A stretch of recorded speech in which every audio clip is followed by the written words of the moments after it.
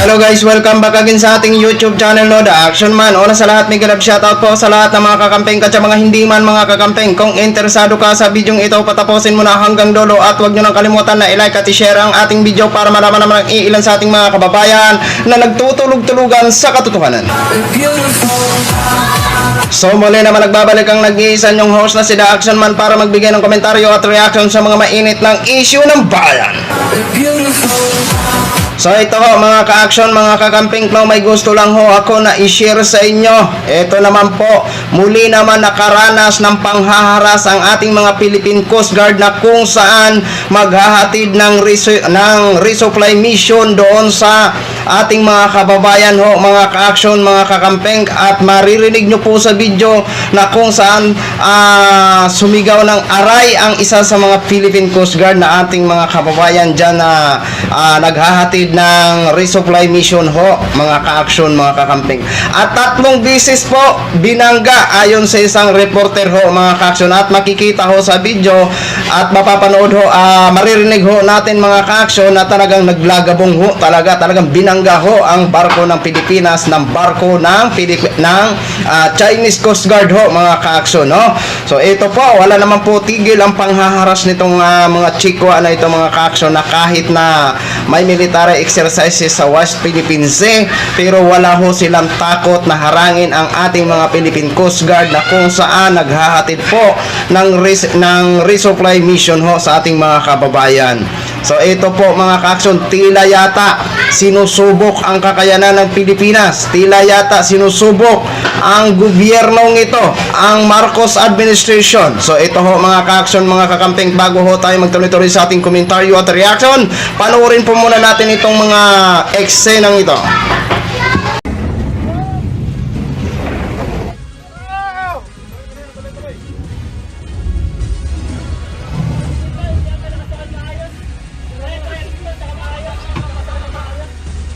Ang inyo pong nakikita ay ang pinakabagong insidente ng panghaharas ng China Coast Guard sa resupply vessel ng Bureau of Fisheries and Aquatic Resources o BFAR sa West Philippine Sea. Kanina lang po yan nangyari sa kasagsagan ng paghahatid ng supply ng ating barko sa Scarborough Shoal. Alamin natin ang detalye live mula sa West Philippine Sea. Nasa frontline ng balitang yan si Gio Robles. Gio, naku, nasaksihan mo yung panibagong insidente ng panghaharas. Kamusta kayo dyan? Ano bang nangyari?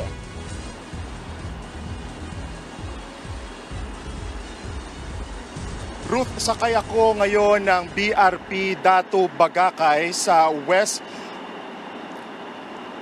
Yes, Ruth, sakay ako ngayon ng BRP Datu Bangkao sa West Philippine Sea. Isa ito sa 2 barko ng Pilipinas na ilang beses binangga at binomba ng tubig ng mga barko ng China.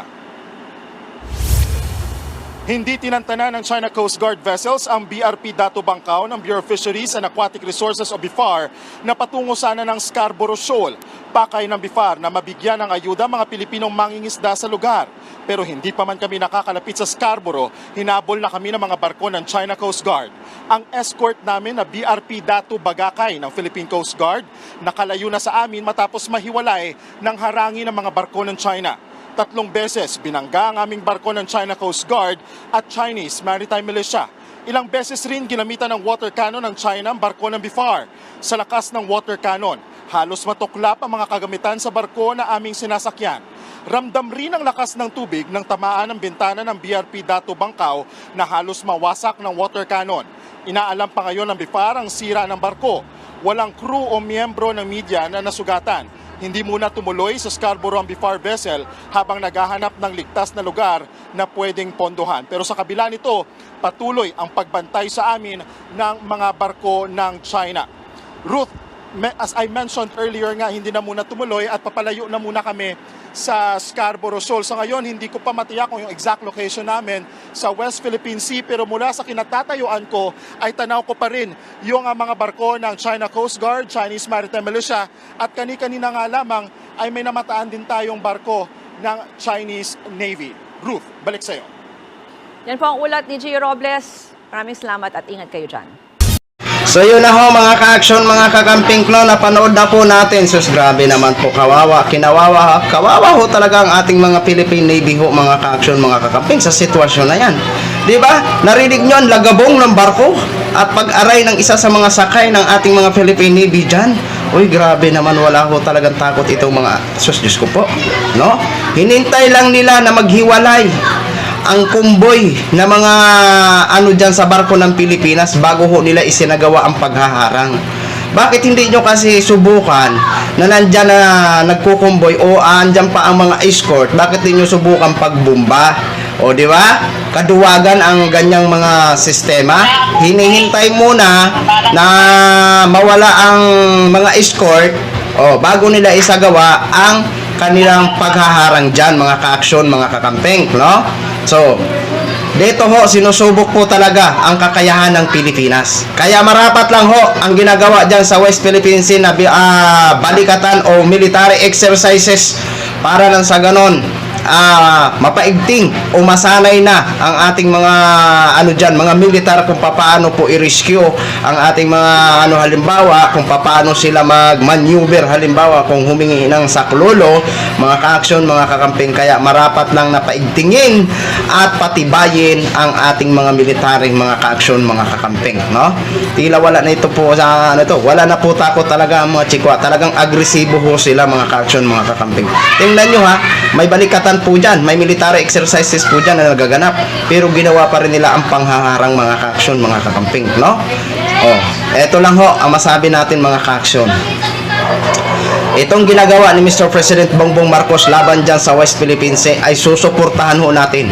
Wala po muna tayong kulay-kulay sa ngayon sa usaping West Philippine Sea, mga ka-action, mga kakamping. Dahil ito din ang gusto ko sa darating na May 15, kung halimbawa man matuloy ang programang atin ito na kung saan magbibigay ng mga ayuda o mga relief goods sa ating mga kababayan dyan, mga ka-action, mga kakamping. Mark my word, sasama po ako sa nasabing magbo-volunteer po ako para na nang sa ganon magdo-documentary na rin po ako, no? Alam ko mapanganib, hindi ho maalis sa atin ang pangamba at kaba sa ating dibdib. Pero para sa bayan, sasama ako sa pagbo-volunteer, no? Para masaksiyan ko kung anong gagawin ng mga ng mga Chinese Coast Guard na yan, mga ka-action, mga kakamping, no? Kaya asahan ho natin na sana sa May 15 ang programa ni Senadora Risa Hontiveros na kung saan magkakandak ng mga magbibigay ng mga relief goods, no? Nandun ho tayo, sasama ho tayo, sana po makasama ho tayo, no? Hindi ho tayo titigil na ipaglaban ang sariling atin, mga ka-action, mga kakamping. Kahit ano paggawin dyan ng mga Chinese na yan, wala ho silang karapatan para harangin. Kung may dapat man kayo panagutin sa mga nasabing mga promises na hindi ngayon tinutupad ng Administrasyong Marcos, si Duterte, si dating Pangulong Duterte, ang puntahan nyo at kausapin nyo kung bakit hindi na sumusunod. Dahil wala naman dapat sundin ang kasalukuyang administrasyon sa nasabing mga agreement, dahil verbal naman po at wala naman papilis na para sundin ng kasalukuyang administrasyon ang nasabing mga agreement na yan. Wala stick. Nakakainit ng ulo itong mga Chinese na to, mga ka-action, mga kakamping, no? Kung hindi dahil ito naman kasi si dating Pangulong Duterte, sinanay ho kasi sa kanyang termino na maging maluwag siya sa mga Chinese, kaya ayan tuloy, di ba? Hinahanap na ang pagiging maluwag niya dati nang siyang humahawak ng Pilipinas. Mga walang hiya itong mga chikwa na to, sus Mariosep, mga ka-action, mga kakamping. Sige na, dito na lang po, baka mamaya mapamura pa ako dito. So yun lang ho, mga ka-action, mga kakamping, no? Yung share ko lang ho sa inyong mga ka-action, mga kakamping. Maraming salamat po sa ating mga viewers, Luzon, Visayas, at Mindanao, all over the world. Ako po ang inyong lingkod, si The Action Man. Have a good day, everyone.